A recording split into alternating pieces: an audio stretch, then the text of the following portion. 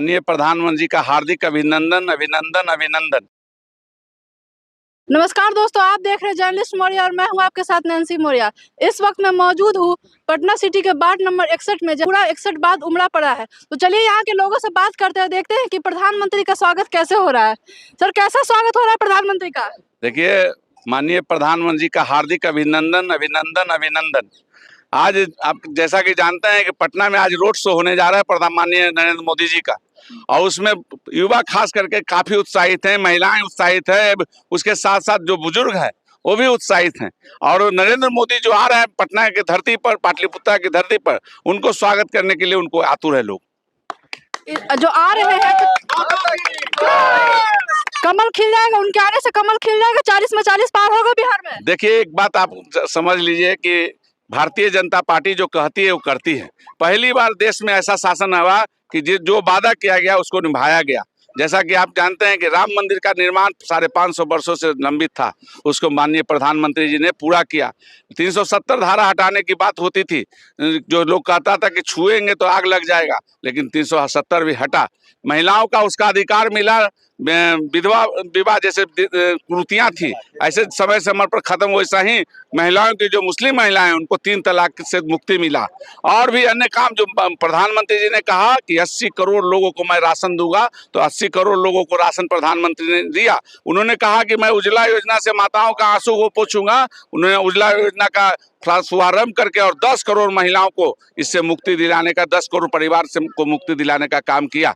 आप जैसा कि जानते हैं कि गरीब कल्याण के लिए जितने भी योजनाएं आज चल रही है, शायद ये इतिहास, भारत के इतिहास में सर्वप्रथम है कि कभी भी ऐसा नहीं हुआ। चूंकि राजनीतिक से लोगों का विश्वास उठता जा रहा था, चूंकि जो नेता लोग करते थे, जो कांग्रेस के शासन में जो कहा जाता था वो किया नहीं जाता था और वादे रह जाते थे।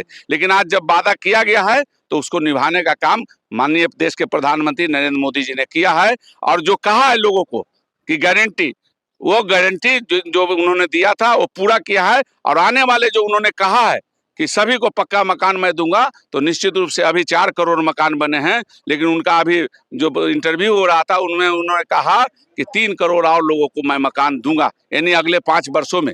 ये सीमा रेखा में नहीं बांधा जाता है। तो भारतीय जनता पार्टी एक विश्वसनीय पार्टी है। भारतीय जनता पार्टी भारत की पार्टी है। भारतीय जनता पार्टी राष्ट्रवादी पार्टी है और राष्ट्र के लिए समर्पित है। चाची, आपको क्या लगता है नरेंद्र मोदी जीत पाएंगे? अरे रोड शो जीत पाएंगे? हाँ, विपक्ष तो कह रहा है कि हार जाएंगे इस बार। नहीं ऐसा कोई बात। उनके राज्य में सुरक्षित है, बहुत सुरक्षित। मोदी का स्वागत कैसे कीजिएगा? बहुत अच्छे से करो। आपको क्या लगता है भैया, जीत पाएंगे? जी सर, आप लोग जो उनके रैली में जा रहे हैं तो उनको पूरा समर्थन देंगे? पूरा समर्थन देंगे। बीजेपी का कमल खिल जाएगा? जी, खिल जाएगा। आप लोगों को क्या लगता है कि जीत पाएंगे? हाँ, जीत पाएंगे। हम लोग एकदम जोर शोर से हम लोग जिताएंगे उनको। तो कितना है? हाँ, विपक्ष तो कह रहा है कि हार जाएंगे बस अपना। नहीं। देखिए, आपको बताते हैं यहाँ के माननीय लोकप्रिय उम्मीदवार रविशंकर प्रसाद ही भारतीय जनता पार्टी के उम्मीदवार हैं, और तबर 2,90,000 से भारतीय जनता पार्टी यहाँ से जीता था। और अब यहाँ के जैसे देश में नारा है कि अब की बार 400 पार, तो यहाँ का नारा है कि अब की बार 4 लाख पार। तो भारतीय जनता पार्टी के सभी कार्यकर्ता तन मन धन से लगकर और माननीय रविशंकर प्रसाद जी को 4 लाख से अधिक मतों से जिताएंगे।